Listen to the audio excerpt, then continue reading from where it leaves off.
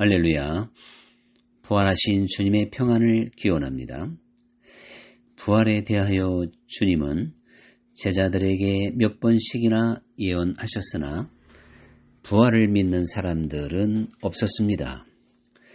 부활을 믿는다는 것은 제자들에게 대단히 어려운 일이었다고 봅니다. 새봄을 맞아 우리는 부활의 진리를 깨닫게 됩니다.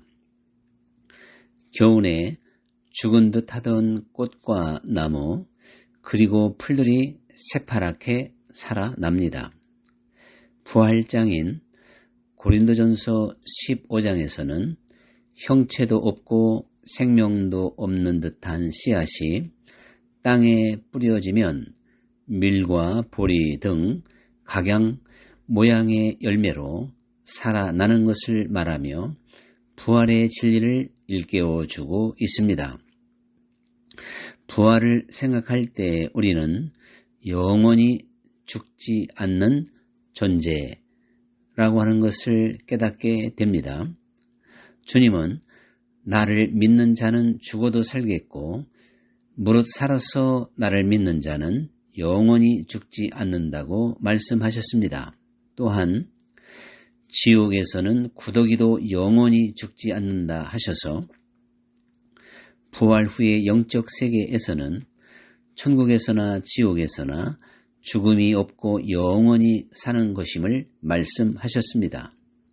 그러므로 부활을 믿는 사람들은 이 땅의 삶이 우리를 영원한 세계에서 어떠한 삶으로 살게 되는지를 결정하기에 주어진 육신의 삶을 믿음으로 온전히 살아가야 합니다. 주님께서 그날에 선을 행한 자는 생명의 부활로, 악을 행한 자는 심판의 부활로 나오게 된다고 말씀하셨습니다. 이 말씀을 생각할 때 무언가 이상하다고 볼 수도 있을 것입니다.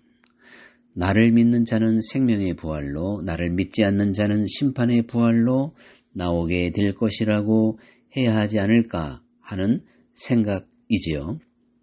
그러나 같은 의미이며 같은 뜻입니다.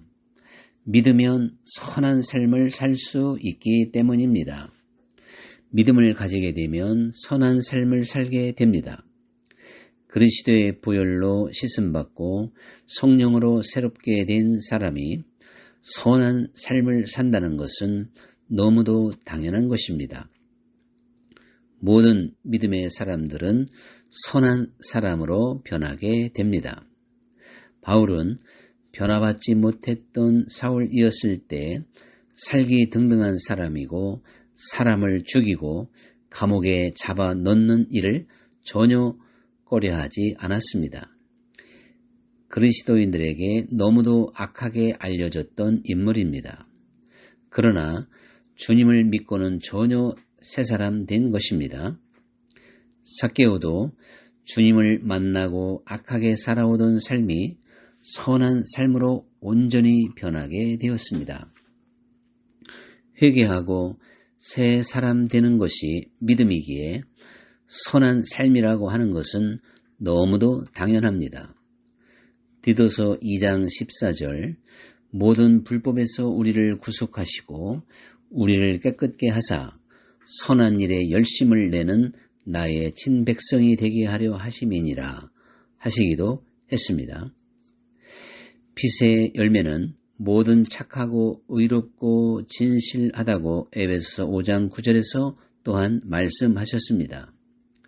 주님은 너희 빛을 사람 앞에 비추어 너희 착한 행실로 하나님께 영광을 돌리라고 산상수훈에서 말씀하셨습니다. 이 모든 말씀은 믿음의 길이 선하게 사는 길임을 보여주고 있습니다. 선한 행실은 사람의 힘으로 능으로 만들어지는 것이 아닙니다. 주님을 만나고 철저히 회개하여 새 사람이 되어야 선한 사람이 됩니다. 이제 선한 사람이 누군가를 좀 더 구체적으로 생각할 때 선한 사마리아 사람을 생각하게 됩니다. 그의 시간과 물질, 마음, 그 모든 것들이 선하다 할 수 있을 것입니다. 주님은 선한 사마리아 사람처럼 하는 것이 선한 사람의 모습으로 비유한 것입니다. 선하다는 것은 착하다는 것이고 진실한 것이고 사랑의 모습이기도 합니다. 사람의 선함을 우리는 어린아이들을 통하여 깨달아야 합니다. 어린아이들을 보통 악이 없다고 합니다.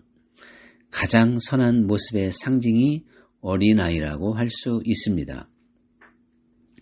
주님께서는 돌이켜 어린아이와 같지 않고는 결단코 천국에 들어갈 수 없다고 하셨습니다. 주님의 새 생명으로 거듭난 이들마다 어린아이처럼 선한 삶을 살 수 있습니다.